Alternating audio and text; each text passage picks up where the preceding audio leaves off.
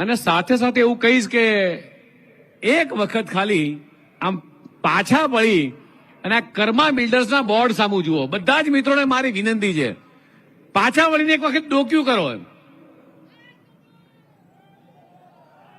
આ પાછળ ડોક્યુ કરી અને જોવામાં જેટલી તકલીફ પડી છે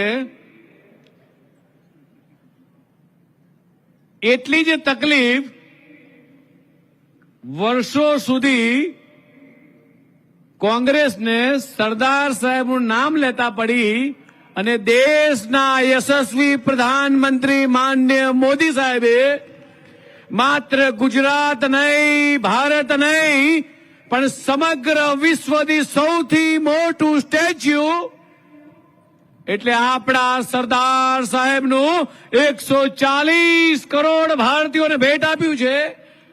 અને જ્યારે સ્ટેચ્યુ ઓફ યુનિટી જવાનું થાય અને જે લેડર ઉપરથી નીચે ઉતર્યા બાદ હું તમામ લોકોને કહું છું કે એક વખત નીચે ઉતર્યા પછી આમ પાછું વળીને ડોક્યુ કરજો, સરદાર સાહેબની પ્રતિમા સમક્ષ નજર કરજો.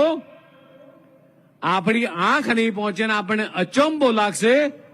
આટલું મોટું વિરાટ સ્ટેચ્યુ આપણા સરદાર સાહેબનું, આટલું મોટું સન્માન એ દેશના યશસ્વી પ્રધાનમંત્રી માન્ય મિત્રો મોદી સાહેબે આપ્યું છે.